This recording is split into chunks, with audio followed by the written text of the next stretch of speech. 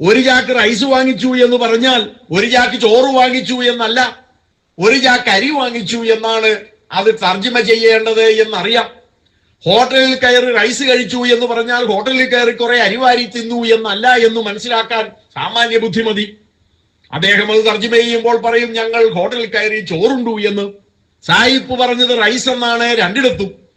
പക്ഷേ പരിഭാഷപ്പെടുത്തിയാണ് ഒരിടത്ത് അരിയെന്നും മറ്റൊരിടത്ത് ചോറെന്നും പറയുന്നു. എന്തുകൊണ്ട്? സായിപ്പ് പറഞ്ഞതിന്റെ അർത്ഥം ഇംഗ്ലീഷും മലയാളവും അറിയാവുന്ന ആ വ്യക്തിക്ക് നന്നായി മനസ്സിലായി. സായിപ്പ് പറഞ്ഞത് റൈസ് എന്നായതുകൊണ്ട് രണ്ടും അരിയാണെന്നോ അല്ലെങ്കിൽ രണ്ടും ചോറാണെന്നോ ഒരാൾ വാദിച്ചാൽ അർത്ഥശൂന്യമായ ഒരു വാദമാണത്. അതുപോലെ ഒരു പ്രശ്നമാണ് ഈ വിഷയത്തിലും ഉണ്ടായിരിക്കുന്നത്. കർത്താവ് പത്രോസിനോട് പറഞ്ഞു, നീ കേഫായാകുന്നു, ഈ കേഫാമേൽ ഞാൻ എന്റെ സഭയെ പണിയും. എന്നാൽ അരാമ്യ ഭാഷയും ഗ്രീക്ക്